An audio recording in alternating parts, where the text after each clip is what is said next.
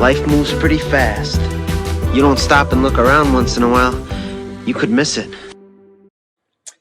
I love watching otters do meal prep.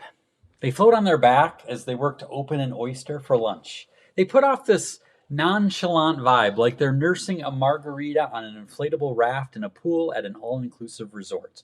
They have the cool confidence of Vanilla Ice, who famously rapped, "If there was a problem, yo, I'll solve it."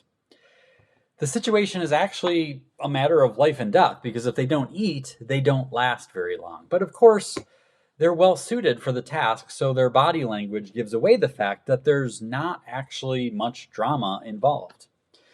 I wonder how our lives would look if we went about our challenges the same way, looking at our problems more like brain teasers. What if we saw them as fun puzzles to solve, like oysters that just take a bit of patience and persistence to crack open? Too often we, and when I say we, I mean me, but perhaps you can relate, run around in a frenzied state, lamenting the sorry state of our affairs and worried that we've already eaten our last meal. I, for one, have perfected the craft of rejoicing over all of the times God has blessed me and provided for me while feeling absolutely certain that He's forgotten about me this time. Sure, there was that time I never thought I'd be brave enough to make it through freshman year. That time when we had less than $100 in the checking account. That time the mechanic left a rag in the engine that prevented us from decelerating on the highway. And the time we came home from the vacation to find bullet holes and glass in our living room. Those worked out okay. But this time, I don't know. Sometimes I look back at old journal entries and come across my account of a 5-alarm dumpster fire written as if it were the sign of the pending apocalypse. With a few years of hindsight, I often have to work to even remember the event. Just like today, I stumbled across an old photo of a car that had been in an accident. The hood was crumpled like a Shar-Pei, and it reminded me a lot of a silver Grand Am we used to have. On further inspection, it was our Grand Am, and memories flooded back of a fender bender that happened after a family outing at the zoo. That, too, seemed like a disaster at the time. It was apparently so disruptive to my life that I've completely forgotten all about it until I saw the photo in my photo stream. We encountered a problem, we solved it, and life went on. Most problems in life are like that.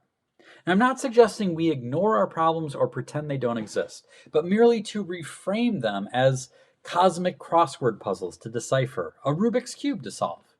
It's realizing that problems are a part of life, and the only people without them are taking up residence in those extended stay resorts called cemeteries. It's about acknowledging that most problems are not as catastrophic as they feel. It's about maintaining an attitude that problems are solvable while refusing to underestimate our ability to solve them. And it's about accepting that even if you don't solve the problem right away, even if you're still trying to crack that baby open, that's okay too. What if we adopted the frame that these problems are not sent to destroy us, but to keep our minds sharp? Novelist and poet Wendell Berry reminds us that the mind that is not baffled is not employed. The impeded stream is the one that sings. Perhaps the next time we encounter a problem, especially the kind that leaves us hysterical, we can try a little harder to adopt the posture of an otter with an oyster. Yes, it's important, but it's figure-outable and nothing to panic over. Maybe the calm would give us the clarity we need. Maybe an air of nonchalance would invite the playful spirit we need to crack the case. We're more creative than we give ourselves credit for. We're stronger than we feel. And we're loved by a God who is stronger still. Like the otter, we are well suited to overcome any problem we encounter. Yo, we got this.